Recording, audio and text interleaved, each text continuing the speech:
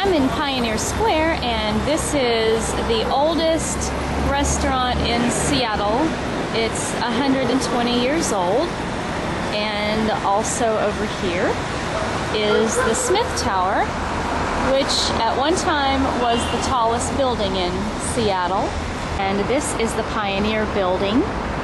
And it was named the finest building west of Chicago when it was finished in 1892. It was named that by the American Institute of Architects.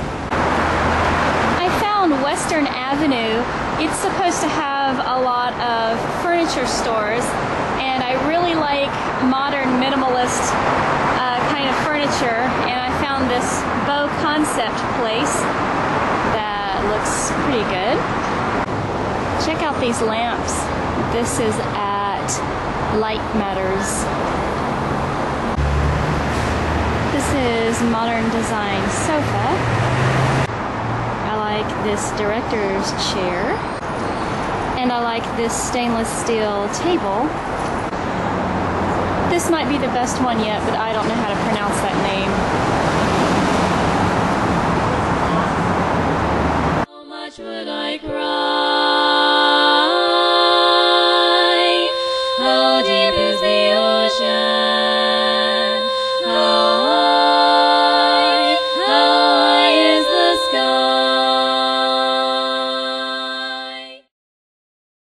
On the cover of the January 1975 issue of Popular Electronics was the world's first personal computer, the Altair 8800. A 19-year-old computer hobbyist named Bill Gates and his friend Paul Allen predicted that the price of computers would soon drop to a point that writing software could be a profitable business.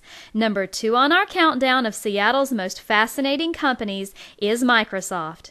During the Seattle World's Fair in 1962, 7-year-old Bill Gates saw a computer among the many futuristic science exhibits.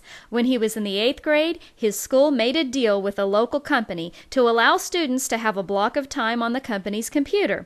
Bill Gates and a few other students, including Paul Allen, wrote programs for the computer and were able to arrange for continued access even after the school's agreement expired.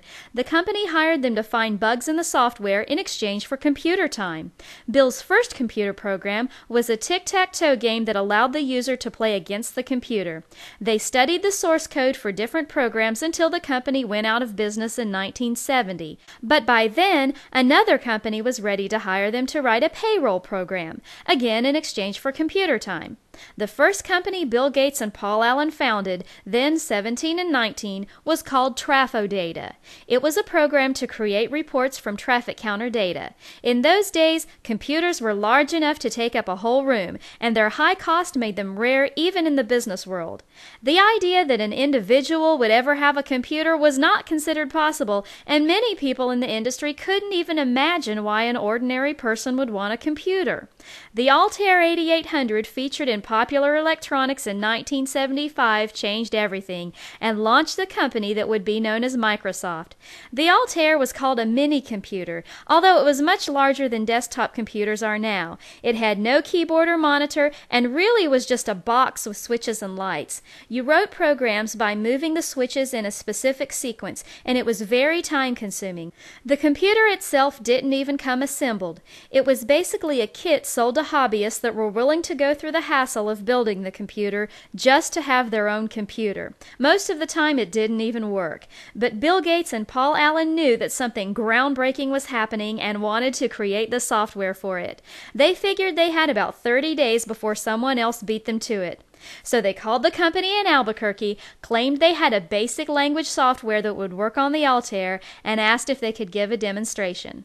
In reality, they didn't have the software and didn't even have the Altair computer, but they finished it just in time for the demonstration, and when Paul Allen flew to Albuquerque and tried it on the computer, it worked.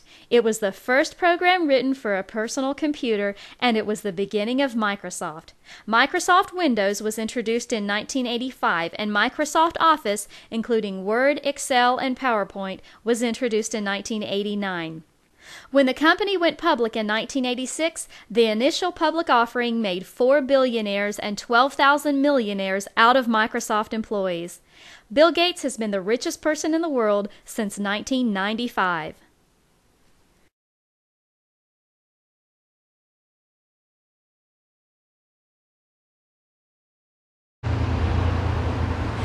I'm a few miles east of Seattle in the town of Redmond, and this is Microsoft.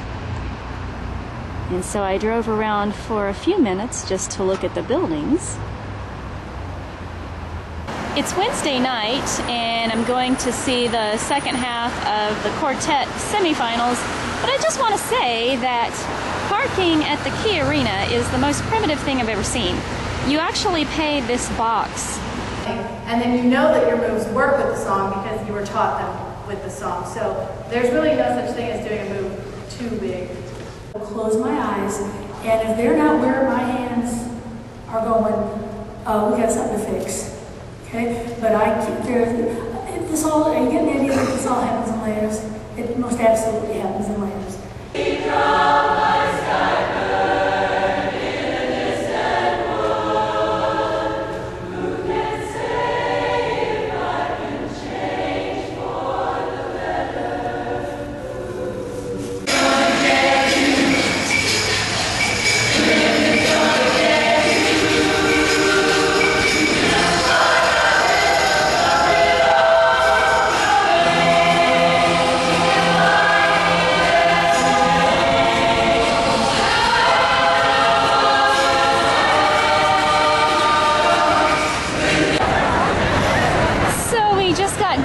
The mass sing, and now we're getting ready for the quartet finals. How many hearts have you broken with those great big beautiful eyes, those great big beautiful eyes that tell wonderful lies? Tell me now.